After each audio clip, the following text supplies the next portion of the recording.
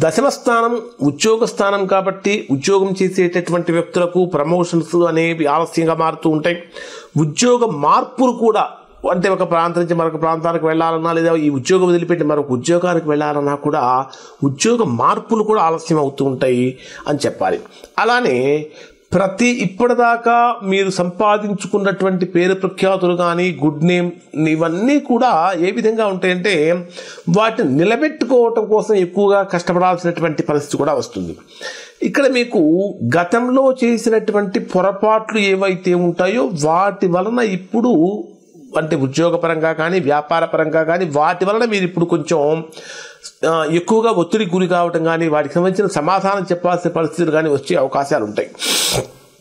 ఆర్థికంగా మిథున రాశి వారికి ఏ విధంగా ఉంటుందంటే వృత్తి మార్పులు, అంటే వృత్తి కూడా మార్పు జరిగే అవకాశం ఉంటుంది. వృత్తి మార్పుల కారణంగా ఆదాయంలో కూడా ఖచ్చితంగా అస్థిరత్వం ఏర్పడుతుంది, అంటే కన్సిస్టెన్సీ కోల్పోయే ప్రమాదం ఉంటుంది.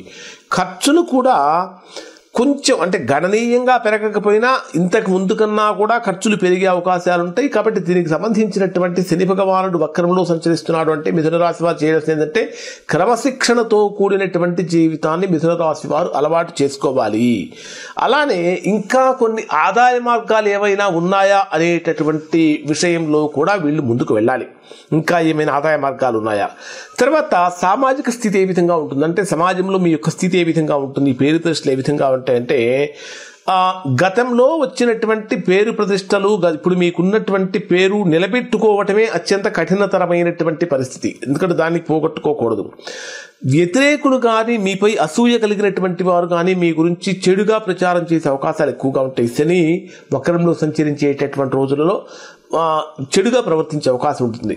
ఇది మాత్రమే కాకుండా ఉద్యోగపరంగా కానీ వ్యాపార పరంగా కానీ సమస్యలు పైకి తెలియకుండా చాప కింద నీరులాగా ఒక్కసారిగా వస్తాయి. అటువంటివి రాకుండా కొంచెం, అంటే రాకుండా కాదు, మీ పొరపాట్లు లేకుండా చూసుకోవడం అనేటటువంటిది ప్రధానంగా చెప్పదగినటువంటి సూచన. కుటుంబపరమైనటువంటి సంబంధాలు ఏ విధంగా ఉంటాయంటే కుటుంబ సభ్యులతో మీరు ఎక్కువగా వాళ్ళతో కాంటాక్ట్లో లేకపోవటం, అనర్గళంగా మాట్లాడకపోవటం, దాంతో కుటుంబానికి కొంచెం మిమ్మల్ని దూరంగా పెట్టే అవకాశాలు, మీరు కుటుంబాన్ని దూరంగా పెట్టడం కానీ కుటుంబమే మిమ్మల్ని దూరంగా పెట్టడం కానీ, అంటే రిలేషన్స్లో కొంచెం వీక్నెస్ అనేటటువంటిది కనిపిస్తుంది. ఇవి కూడా మీరు సరి చేసుకోవాల్సినటువంటి ప్రధానమైనటువంటి పాయింట్. అలానే మీ ఇంట్లో ఉన్నటువంటి పెద్దవాళ్ళ ఆరోగ్యం విషయంలో మీరు ప్రత్యేకమైనటువంటి శ్రద్ధ కనబరచాలి, లేకపోతే ఆరోగ్యపరంగా సమస్యలు కలుగుతూ ఉంటాయని చెప్పాలి.